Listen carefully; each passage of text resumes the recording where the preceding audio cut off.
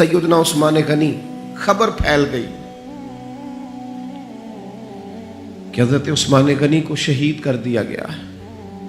उन्होंने हजरत उस्मान को रोक लिया था, बिठा लिया था। यहाँ खबर फैल गई जनाब उस्मान को शहीद कर दिया गया। उस्मान, मैं कुर्बान रस्तों से जहाँ थे आप गुजरा करते थे, मेरे महबूब ने फरमाया आओ भाई सारे मेरे हाथ पर बैत करो, मेरे हाथ पर बैत करो, मौत की बैत करो, हमने उस्मान के खून का बदला लेना। महबूब का जोशो खरोश, सहाबा बैत कर रहे हैं किस बात पर? हजरत उस्मान के बदले पर। 1400 लोगों ने बैत की बशमूल मौला अली शेर खुदा के। क्या हमने हजरत उस्मान का बदला? हुजूर को पता था, महबूब तो जानते हैं, पर जज्बात को सही रुख देना था। फरमाया आओ बैत करो, और तमाम लोगों ने बैत कर ली, सिर्फ हजरत उस्मान नहीं थे। हजरत अनस बिन मालिक फरमाते हैं महबूब ने अपने हाथ फिजा में लहराए, फरमाया भाई उस्मान मौजूद नहीं है। फरमाया ये हाथ मेरा, ये मेरे उस्मान का, लो मैं उस्मान की भी बैत करता हूं, ये उस्मान की भी। हजरत अनस बिन मालिक फरमाते हैं, जनाब अनस बिन मालिक फरमाते हैं कसम अल्लाह की, वो जिस वक्त नबी पाक ने कहा ना ये उस्मान का हाथ है, फरमाते हैं उस वक्त उस्मान का हाथ कायनात के सब लोगों के हाथों से बेहतर हो गया था। इतनी अजमतें मिली हजरत उस्मान गनी को, इतना मकाम मिला सैयदना उस्मान को। ये जो लोग हैं ना, ये जो दरवाजा रसूल के खास गुलाम है, इन गुलामों की मोहब्बत से फैज आएगा रसूल पाक की मोहब्बत का। गुलामी की तबीयत चाहेगी, इनसे प्यार करोगे तो मदीने वाले के महबूब बन जाओगे। इन लोगों से सीखेंगे कि दीन का असल मिजाज क्या है, ये बताएंगे। हजरत उस्मान गनी रज़ी अल्लाह ताला अन्हु, उन्होंने रसूल कायनात सल्लल्लाहु ताला अलैहि वसल्लम से मोहब्बत की, प्यार किया। इस अंदाज में किया कि वो दर्जनों सैकड़ों लोग खड़े हैं और कई दिनों की भूख है, तो मुनाफिकीन हंस रहे हैं कि देखो मुसलमानों के पास तो खाना ही नहीं। तो उस्मान गनी ऊंटों पे रख के पका के लंगर भेज रहे हैं, और मैं खिलाओ इनको, उस्मान की जानिब से खिलाओ खाने। हजरत उस्मान गनी एक सहाबी कर्ज ले गए, कुछ दिनों के बाद आए, आके कहने लगे वापस ले कहने लगे मैंने तो मुरब्बत में दे दिया था, तो मेरे नबी पाक का गुलाम है, मैं तो उस निस्बत का पाबंद दे दिया था, वापसी का क्या माना हूं। हजरत सैयदना उस्मान गनी का ढला हुआ रसीला सजीला मिजाज, उसमें खूबसूरती, उसमें ठहराव, उसमें रसूल पाक की मोहब्बत का रंग। हजरत रुकैया रज़ी अल्लाह ताला अन्हा हुजूर की साहिबजादी हैं, उनके साथ हजरत उस्मान गनी का निकाह हुआ। जनाब उसामा बिन ज़ैद कहते हैं हुजूर ने मुझे कुछ चीज़ देने भेजा। अभी मैं छोटा था, घरों में चला जाता था, और बाज़ ने लिखा अभी पर्दे की आयतें ही नहीं आई थी, लोग जाते थे एक दूसरे के घरों में। हजरत उसामा बिन ज़ैद कहते हैं मैं गया खाना देने, तो मैंने दोनों मियाँ बीवी को घर में बैठे देखा। मैं वापस आया तो महबूब फरमाने लगे मेरी बेटी और मेरे दामाद को देखा? तो मैंने कहा या रसूलल्लाह देखा है। फरमाया इतने खूबसूरत लोग पहले भी कभी देखे? इतने खूबसूरत थे हजरत उस्मान गनी, इतने हसीन थे, इतना उनके मिजाज में नफासत थी, इस कदर ज्यादा शर्म हया वाले। हुजूर फरमाते हैं ऐसे लोग कभी देखे? मेरे दोस्तों, इन लोगों से प्यार करना, इनसे मोहब्बत करना, इनके नामों पर अपनी औलादों के नाम रखना, इनकी गुलामी का जिक्र अपनी तबीयतों में पैदा करना, और फिर नबी पाक सल्लल्लाहु ताला अलैहि वसल्लम ना उनका जिक्र करते तो मुख्तलिफ अंदाज में, मुख्तलिफ जावियों से। महबूब एक बाग में बैठे, ये भी जरा देखना, कभी मन मौज में होता है और तन शौक में होता है, कभी कैफियत और होती हैं। कभी वो एक मकाम पे कहा था ना, मेरे ऊपर एक ऐसा वक्त आता है कि मेरे साथ मेरा रब होता है जो उसकी शान के लायक। तो नबी पाक अलैहिस्सलाम पर गोया वो जो हुजूर फरमाते हैं ना, मेरे साथ एक ऐसा वक्त आता है जब मेरे साथ मेरा करीम मालिक करम नवाजी फरमाता है, वही आती है, यह कलाम करता है। तो महबूब पाक सल्लल्लाहु अलैहि वसल्लम तशरीफ फरमाए हैं। जनाब अबू मूसा अशअरी रज़ी अल्लाह ताला अन्हु फरमाते एक बाग में हुजूर बैठे थे, तो मेरी हुजूर ने ड्यूटी लगाई बाहर दरवाजे पर। फरमाते हैं बाहर कोई आया उस बाग के दरवाजे पर, तो हुजूर फरमाने लगे जो दरवाजे पे आया उसे इजाज़त भी दे दो और जन्नत की बिशारत भी दे दो। जाहिरन तो हजरत अबू मूसा अशअरी ने भी बंदा नहीं देखा कौन आया है, وہ سامنے تو آیا ہی نہیں، لیکن حضور نے اندر بیٹھے بیٹھے ہی اندر بیٹھے بیٹھے ہی محبوب فرمانے لگے وہ جو آیا ہے نا، کیونکہ حضور تو مالک ہے نا جنت کے۔ میرے امام فرماتے ہیں تجھ سے اور جنت سے کیا مطلب، منکر دور ہو، ہم رسول اللہ کے، جنت رسول اللہ کی۔ حضور اندر بیٹھے ہیں، دیکھا ہی نہیں باہر کون ہے، اور فرمانے لگے وہ جو آیا دروازے پہ اسے بتا دو تو جنتی ہے۔ حضرت ابو موسیٰ اشعری کہتے ہیں دروازہ کھولا تو ابو بکر صدیق تھے۔ یہ دیکھو کن کے نام جنت الاٹ ہوتی ہے، اور بار بار انہی کا قرہ نکل آتا ہے، انہی کے تذکرے ہونے لگتے ہیں، انہی کا ذکر۔ سیدنا صدیق اکبر فرماتے ہیں تھوڑی دیر کے بعد پھر کوئی دروازے پہ آیا، حضور فرمانے لگے اسے اجازت بھی دے دو اور جنت کی بشارت بھی دے دو۔ یہ سیاستہ میں حدیث موجود ہے۔ فرماتے ہیں میں جو گیا دروازہ کھولا تو دروازے پہ فاروق اعظم تھے۔ سیدنا ابو موسیٰ اشعری کہتے ہیں دروازے پہ دستک ہوئی تو میرا پھر نہ دھیان لب ہائے مبارکہ کی طرف ہی تھا، وہ زبان جس کو سب کن کی کنجی کہیں، جس کو سب کن کی کنجی کہے، اس کی نافذ حکومت پہ لاکھوں سلام۔ پھر دروازے پہ دستک ہوئی تو کریم فرمانے لگے دروازہ کھولو اور اس بندے سے کہو تم پر آزمائش بھی آئے گی، پر یہ بتا دو تو ہے جنتی، تمہیں آزمائشیں دیکھنی پڑیں گی، تکلیفیں آئیں گی، فتنے آئیں۔ کہتے ہیں میں دروازے پہ گیا تو سیدنا عثمان غنی موجود۔ میرے دوستو ان لوگوں کے بارے میں کبھی تشکیک کا شکار نہ ہونا، کسی شرارت کرنے والے کی شرارت کے پیچھے نہ چلنا۔ میرے نبی پاک علیہ الصلوۃ والسلام نے تو پہلے خبر دی تھی کہ حضرت عثمان غنی پر فتنے آئیں گے، آزمائشیں آئیں گی، اور صحیح روایت میں موجود ہے خبر دی تھی۔ حضرت عثمان غنی رضی اللہ تعالیٰ عنہ کا تو وہ مقام و مرتبہ ہے، وہ شان ہے کہ ان کی شہادت کی خبر بھی رسول پاک نے دے دی۔ فرمایا یہ شہید ہوگا عثمان، شہادت تک کی خبر۔ حضور کو پیار ہے نا سیدنا عثمان۔ نبی پاک صلی اللہ تعالی علیہ وآلہ وسلم احد پہاڑ پہ گئے تو احد پہاڑ کانپنے لگا۔ کون تھا حضور کے ساتھ؟ حضرت صدیق اکبر تھے، سیدنا فاروق اعظم تھے، اور حضرت عثمان غنی تھے۔ احد پہاڑ کانپنے لگا۔ ویسے ہمارے بزرگ فرماتے ہیں کانپ نہیں رہا تھا، اسے پتہ چلا محبوب آیا تو وجد کر رہا تھا، وہ نہ ذرا وجد کر رہا تھا، سرور میں آ گیا، وہ کانپنے لگا۔ محدثین نے لکھا ہے کانپنے لگا، اس میں حرکت آئی، اور جب وہ حرکت کر رہا تھا، کانپ رہا تھا، وجد کر رہا تھا، تو حضور پتہ کیا فرماتے ہیں احد سے؟ یہ باتیں ہم سنتے ہیں، کبھی ان کا مزہ تو لے کے دیکھو، پھر غور کرو۔ حضور ہیں پہاڑ پہ، حضرت عمر ہیں، سیدنا ابو بکر ہیں، حضرت عثمان ہیں۔ حضور پہاڑ پہ ہیں، پہاڑ کانپا ہے، وجد کیا ہے، حرکت کی ہے۔ حضور پتہ کیا فرماتے ہیں؟ فرماتے ہیں احد ٹھہر جا، تیرے اوپر ایک نبی ہے، ایک صدیق ہے، 2 شہید ہیں۔ اور تو دیکھ تو صحیح، مقام دیکھ، اعزاز دیکھ، احترام دیکھ، تیرے اوپر ایک نبی ہے، ایک صدیق ہے، اور 2 شہید ہیں۔ دنیا میں بڑے شہید ہوئے، پر اس شہید کا مرتبہ بھی جانتے ہو جسے حضور نے شہید کہا؟ ایک تو یہ ہے نا پراپوگنڈے پر لوگ بڑے لوگوں کو شہید کہتے ہیں، اور جنہیں حضور کی زبان اطہر شہید کہے، نبی پاک جنہیں شہید کہے، رسول پاک علیہ السلام نے فرمایا 2 شہید ہیں۔ تو 2 شہید کون تھے؟ ایک حضرت عمر فاروق، ایک حضرت عثمان غنی۔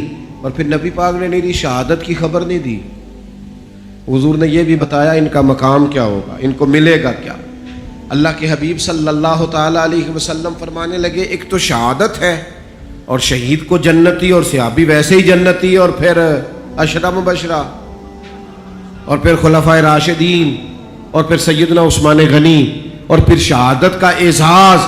یہ ساری نسبتیں تو اپنی جگہ، لیکن رسول کریم صلی اللہ تعالی علیہ وسلم ارشاد فرمانے لگے ہر نبی کا کوئی نہ کوئی رفیق ہوتا ہے، اور فرمایا میرا رفیق عثمان غنی ہے، وہ بھی جنت میں، یہ جنت میں میرے رفیق ہوں گے، میرے ساتھ ہوں گے سیدنا عثمان غنی رضی اللہ تعالیٰ عنہ۔ رسول اللہ صلی اللہ علیہ وسلم نے ان کی عظمتوں کو بیان کیا، ان کا جو حضور کے ساتھ غلامی کا رشتہ ہے، جو نبی پاک علیہ السلام کے ساتھ وفا کا رشتہ ہے، ہر مقام پر، ہر موقع پر جس طرح سیدنا عثمان غنی اپنی خدمات لے کے حاضر ہیں، پیش ہیں، ہر جگہ موجود ہیں، حضور کا ان پر اعتماد ہے. بہت گہری محبت ہونی چاہیے امت کو حضرت عثمان غنی سے، بہت زیادہ وارفتگی اور شوق ہمارے دل میں ہونا چاہیے سیدنا عثمان غنی کا، اور اس قدر احترام سے ہمیں لوگوں کے تذکار اپنی اگلی نسل تک منتقل کرنے چاہیے کہ وہ لوگ ان کی دیکھیں نا. آج سب سے بڑا مسئلہ نوجوان نسل میں کیا ہے؟ جو چیز ہمیں سب سے زیادہ اپنے بچوں میں پیدا کرنے کی ضرورت ہے وہ شرم و حیا ہے، وہ سنجیدگی ہے، وہ معاملہ فہمی ہے، وہ وزاداری ہے، وہ وقار ہے، وہ متانت ہے، سنجیدگی ہے. ہماری آنے والی نسل ان خوبیوں کا شکار ہو جائے تو میں سمجھتا ہوں کہ جو لوگ اپنی آنے والی نسل میں وقار پیدا کرنا چاہیں، سنجیدگی پیدا کرنا چاہیں، ان کے اندر وہ وزاداری لانا چاہیں، شرم و حیا لانا چاہیں، سب سے زیادہ ضروری ہے کہ حضرت عثمان غنی کی سیرت انہیں سکھائیں. یہاں لوگوں کے پاس پیسہ آتا ہے تو پیسہ بڑا بندے کو بااعتماد کر دیتا ہے، تو بہت سارے لوگ پھر وہ بڑی عجیب و غریب معاملات میں نہیں چلے جاتے. اللہ ماشاءاللہ چلے، سب کی بات نہیں کرتا، ڈھیر سارا طبقہ دولت کے نام پر مختلف قسم کی معاذ اللہ عیاشیوں میں لوگ مبتلا ہو جاتے ہیں. حضرت عثمان غنی کو اللہ نے اتنا مال عطا فرمایا لیکن پھر بھی جھکی ہوئی نظریں، پھر بھی پیکرے شرم و حیا، پھر بھی وہ اپنے گھر کے اندر غسل کر رہے ہیں تو پھر بھی تہمت باندھ کے غسل کر رہے ہیں. فرماتے مجھے اپنی آنکھوں سے بھی حیا آتی، میں کوئی ایسا کام نہیں کرنا چاہتا جو حیا کے معنی ہو. ان کے مزاج کے اندر ایسی حیا تھی کہ ان کا کردار حیا بانٹتا تھا. کچھ لوگ ہوتے ہیں نا کہ جو کسی ایک مخصوص چیز کو سخت ناپسند کرتے ہیں. حضرت عثمان غنی رضی اللہ تعالیٰ عنہ انتہائی وزادار، شرم. آج میری سوسائٹی میں زو مانا باتیں پھیلائی گئی، غلط باتیں کی جاتی ہیں، ایسی باتیں، اور ایسے لوگ اس سطح پر اتر کر باتیں کرتے ہیں جن کے منہ سے اچھی بھی نہیں لگتی کہ یار آپ اپنی وزاداری دیکھیں، آپ نے کتنی کمزور بات کری. بچوں کے بیچ بیٹھ کر، دوستوں کے بیچ بیٹھ کر آپ نے اتنی چھوٹی بات کر دی. آپ نے صرف 2 لمحوں کے لیے لوگوں کو ہنسانا تھا لیکن آپ نے حیا کا ہی خیال نہیں رکھا. آپ کے جو من میں آیا آپ نے کہہ دیا. ہر بات کو سنانے کی ہوتی ہے، ہر بات پہ. حضرت علی شیر خدا فرماتے میں نے ایک مخصوص مسئلہ حضور سے پوچھنا تھا لیکن مجھے اتنی حیا آتی تھی میں کئی ہفتے کئی مہینے پوچھ نہیں سکا، حالانکہ بات شریعت کی پوچھنی تھی. فرماتے پھر کوئی شخص آیا، اس نے وہ بات پوچھی تو میرا بھی مسئلہ حل ہو گیا. مزاج میں جب شرم و حیا ہوتی ہے، اور فرمایا جب بندہ بے حیا ہو جائے پھر جو مرضی کرے. پھر تو لوگ باپ کو مذاق کرتے ہیں، پھر تو اپنے بزرگوں کو مذاق کرتے ہیں. لہجوں کا سنجیدہ ہونا، متانت، وزاداری، وقار، ہر جگہ ہر بات نہیں کی جا سکتی. لہذا انسان کو اپنی ہر حیثیت کا خیال ہونا چاہیے. حضرت عثمان غنی کے مزاج کے اندر جو حیا کوٹ کوٹ کے بھری ہوئی تھی. نبی پاک علیہ السلام آرام فرمایا، بڑی معروف روایت ہے، اور تھوڑی سی پنڈلی مبارک سے چادر مبارک کٹی ہوئی ہے. حضرت ابو بکر آئے، حضور لیٹے رہے، عمر آئے، لیٹے رہے. سیدہ عائشہ کہتی ہیں عثمان غنی آئے. اچھا ایک بات یہاں، حضرت عمر مزاج کے جلالی ہیں، جناب عثمان تو ٹھنڈی طبیعت کے آدمی، لیکن ان کے مزاج کے اندر وہ جو ایک الگ وزاداری ہے، ان کے مزاج کے اندر وہ جو اس معاملے کے اندر بہت زیادہ سنجیدگی ہے. دروازے پہ دست، کوئی کون ہے دروازے پہ؟ حضور میں عثمان غنی. فرمایا ذرا رکو. سیدہ کہتی ہیں حضور اٹھ کے بیٹھے. اللہ کرے آپ سمجھیں یہ حضور کی شفقت ہے غلام کے لیے، یہ محبوب کی. اوے چھوٹے تو خیال رکھتے ہی ہیں بڑوں کی، یہ پسند ہے یہ پسند ہے، لیکن اگر محبوب کریم اتنا کرم کرے، اپنے غلام کی چاہت کا خیال کریں تو پھر بات بھی دیکھیں اور پھر اس غلام کی شان بھی دیکھیں. نبی کریم صلی اللہ تعالی وسلم نے فرمایا ذرا رکو. حضرت عثمان غنی رک گئے، محبوب اٹھے، پہلے اپنی چادر مبارک کو ٹھیک کیا اور پھر حضور نے فرمایا اب آ جاؤ. بات چیت ہوئی، سیدنا عثمان تشریف لے گئے، باقی بھی چلے گئے. تو سیدہ عائشہ صدیقہ کہتی میں نے عرض کی حضور ابو بکر صدیق بھی آئے، فاروق اعظم بھی آئے اور عثمان غنی۔ یا رسول اللہ آپ نے کہا رکو اور رکے، پھر آپ نے اپنی تہمت کو سمیٹا تو کریم نے کیا فرمایا؟ حضور فرمانے لگے عائشہ جس سے فرشتے بھی حیا کریں، اوئے ہوئے، فرمایا جس سے فرشتے بھی حیا کریں میں نہ اس سے حیا کروں۔ فرشتے عثمان غنی سے حیا کرے، فرشتے سیدنا عثمان غنی سے تو فرشتے حیا کرے، حضور حیا کرے، پھر وہ بڑا بے حیا نہیں جو عثمان غنی کا حیا نہ کرے، بڑا بے حیا ہے جو سیدنا عثمان کا حیا نہ کرے۔ حضرت عثمان غنی کے بارے میں حضور نے فرمایا ان سے تو فرشتے بھی حیا کریں۔ حیا کا فروغ ملے گا اگر حضرت عثمان کی زندگی اور سیرت کو عام کی، حیا معاشرے میں عام ہوگی، ہماری اولادیں ان کو پتہ چلے گا کہ خوبصورتی تو حیا میں ہے، خوبصورتی تو نیچی نظروں میں ہے، خوبصورتی تو انسان کی وزاداری میں ہے، خوبصورتی تو تھوڑی باتیں کرنے میں، خوبصورتی تو ایسا لباس پہننے میں ہے جو حیادار ہو، خوبصورتی تو اس میں ہے جس میں انسان زیادہ وزادار لگے، زیادہ حسن اس میں ہے جس میں وہ زیادہ حیادار ہے۔ اللہ مال تو دے ہی دیتا ہے، لیکن وہ کہتا ہے دیا چونکہ میں نے تم سے تمہارا نہیں مانگتا، وَمِمَّا رَزَقْنَاهُمْ يُنْفِقُونَ، جو ہم نے تمہیں دیا وہ تو ہماری راہ میں خرچ کرو نا۔ تو ہمیں سارا کس نے دیا ہے؟ اللہ نے۔ یہ خرچ کرنا کسی نے اگر سیکھنا ہے تو حضرت عثمان سے سیکھے، یعنی دونوں ہاتھوں سے خرچ کرتے۔ حضور نے فرمایا کنواں پسند آ گیا تو کہا ٹھیک ہے، رنگے چمن پسند نہ پھولوں کی بو پسند، ہم کو ہے وہ پسند جسے آئے تو پسند۔